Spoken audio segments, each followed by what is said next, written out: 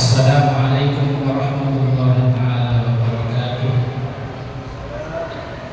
Alhamdulillah wahdah wassalatu wahdah. Allahumma shalli wa sallim ala sayyidina Muhammadin ibni Abdillah wa ala alihi wa sahbihi wa man tabi'ahu ila yaumil liqa'illah. Amma ba'da. Al-Mukarramun, para guru asatidz yang sama-sama kita muliakan,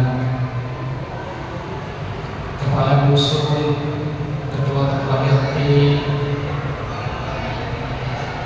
ketua Basnas beserta jajarannya yang juga sama-sama kita muliakan.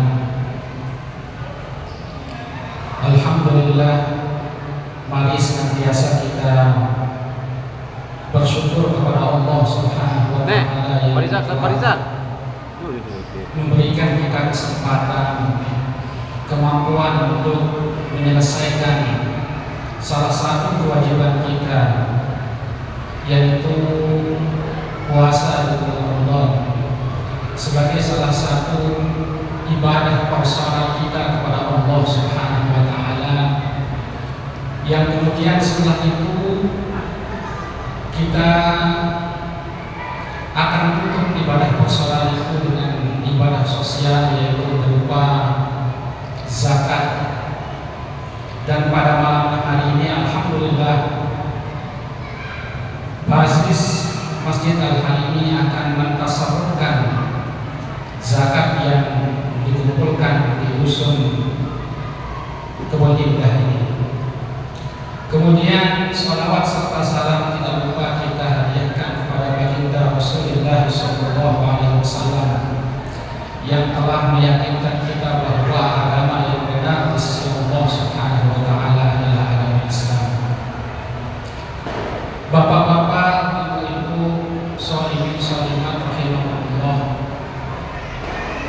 Pada kesempatan ini sedikit yang menyampaikan beberapa hal terkait dengan zakat ini, tapi sebelumnya dia mohon izin dulu kepada guru yang bapak-bapak, ibu-ibu, zakat ini secara bahasa para fuqaha mendefinisikannya atau memberikan pengertian bahwa zakat ini maknanya secara bahasa yang pertama adalah tathir, yaitu sebagai pansuci dari harta yang dimiliki oleh masyarakat. Ini sesuai dengan firman Allah Subhanahu wa taala, "Khudz min amwalihim shadaqatan tutahhiruhum wa tuzakkihim biha wa shalli 'alaihim." Ambillah dari harta-harta mereka itu zakat yang berfungsi untuk mensucikan mereka dan membersihkan mereka dengannya. Wa shalli 'alaihim, dan berdoalah atas mereka. Kemudian para mustahik ini setelah diberikan zakat, menerima zakat, maka Allah menganjurkan kepada mereka untuk mendoakan muzaki, karena memang kata sholli ini adalah kata yang musyarak, sehingga para ulama usul mengatakan istiqbal musyarak ala ma'anihi wa ma'aniha yajuz.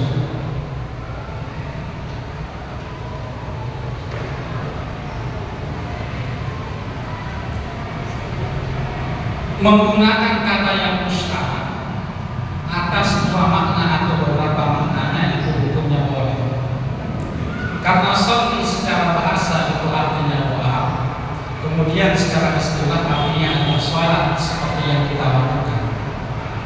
Itu yang pertama. Dan ini doa ini telah dituliskan oleh Basnas Basis di spanduk dengan tulisan ajarallahu bima a'taita wa baraka fima a'taita wa ja'alahu laka rahmah. Nah, itulah yang sunnah kita baca ketika kita menerima zakat. Kemudian yang kedua, makna dari zakat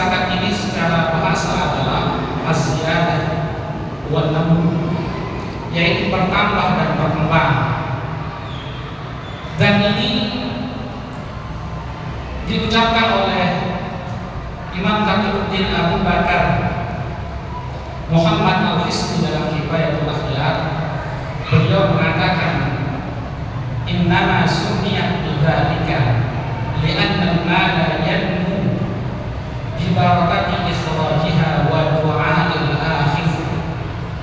Sesungguhnya dinamakan zakat itu dengan sesuatu yang berkembang atau bertambah karena keberkahan muzaki mengeluarkan zakat itu dan doa yang dipanjatkan oleh para mustahik itu, sehingga antara muzaki dan mustahik ini ada timbal balik. Ketika muzaki memberikan zakat, maka mustahik itu disunahkan untuk berdoa sebagai kebaikan dari muzaki. Nah, inilah pengertian zakat secara bahasa.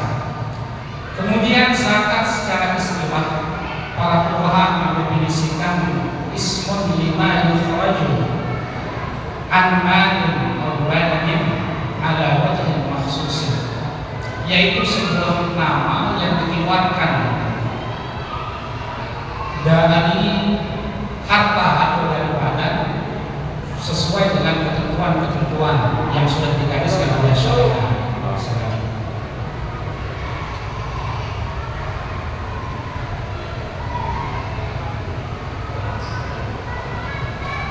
Nah, itu yang kedua. Kemudian bapak-bapak ibu-ibu yang tidak akan berpanjang lebar, selanjutnya tentang hikmah zakat. Paling tidak hikmah zakat ini ada beberapa hal. Yang pertama tertuang dalam hadis Rasulullah SAW yang berbunyi khusimu amwalakum bizakat, bentengilah harta-harta kalian dengan zakat. Itu yang pertama. Kemudian hadis yang kedua yang mengisyaratkan hikmah zakat ini adalah man adda zakata malihi faqad zahara anhu syarruh. Barang siapa yang menunaikan zakat hartanya, maka sesungguhnya telah pergi darinya kejelekan harta itu. Dari dua hadis ini bisa kita simpulkan bahwa harta itu seperti dua mata uang, dua sisi mata uang, artinya ada positifnya dan ada negatifnya. Ketika harta itu ditahan, tidak dikeluarkan zakatnya, maka harta itu menjadi sebuah kejelekan bagi pemiliknya, sehingga orang akan mengatakan bahwa dia itu orang bakhil, orang pelit, kemudian memicu iri terhadap orang-orang di sekitarnya. Tetapi ketika harta itu disalurkan hak-haknya, maka kebaikan harta itu melekat kepada muzaki itu, sehingga terjadilah sifat tarahum dan ta'atuf antara mustahik dan muzaki.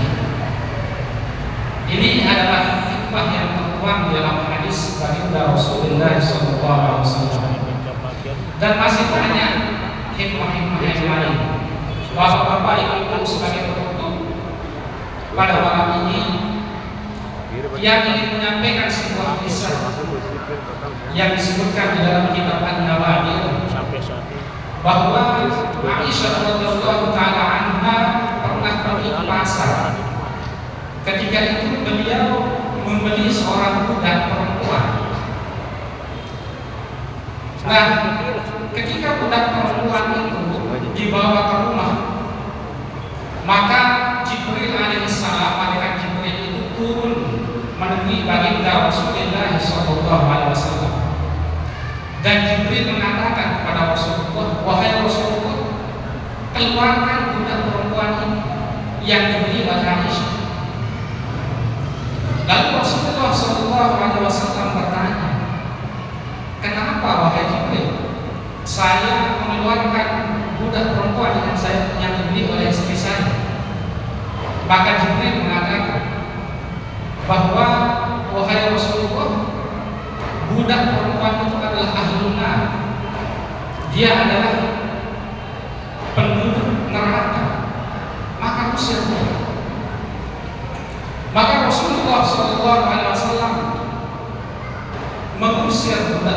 tersebut.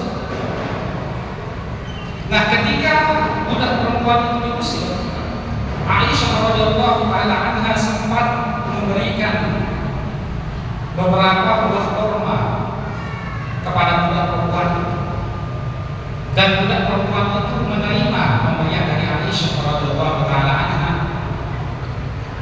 dan kurma itu setengahnya dimakan oleh budak itu, dan setengahnya lagi kebetulan dibawa oleh budak itu. Selang beberapa waktu lewatlah seseorang yang sangat miskin di depan budak perempuan itu. Lalu Aisyah memberikan setengah kurma tersebut. Nah, setelah kejadian itu, seorang yang miskin ini memakan setengah kurma yang diberikan oleh budak perempuan itu, sehingga dia tidak menjadi kelaparan lagi. Nah, setelah kejadian tersebut, Jibril alaihissalam turun lagi menemui baginda Rasulullah SAW dan mengatakan kepada Rasulullah, wahai Rasulullah, kembalikan lagi budak yang kau usir tadi itu, kembalikan dia. Ya, Rasulullah menjawab, kenapa wahai Jibril?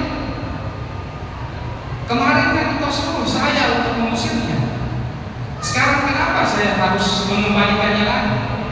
Maka Jibril menjawab, sesungguhnya budak perempuan itu berhenti menjadi ahli neraka. Dia sudah menjadi ahli jannah, menjadi penghuni surga, karena mensedekahkan potongan kecil dari kurma yang diberikan oleh Aisyah radhiyallahu taala anha tersebut. Nah, inilah salah satu hikmah dari berinfak dan bersedekah yang sangat besar di dalam ajaran agama Islam yang dia yakini utamanya tersebut, bapak-bapak, ibu-ibu. Dan terakhir, bapak ibu, yang mohon maaf atas segala kekurangan apabila terdapat kesalahan dan keliruan pada malam hari ini. Yang Tunas Ampura Agung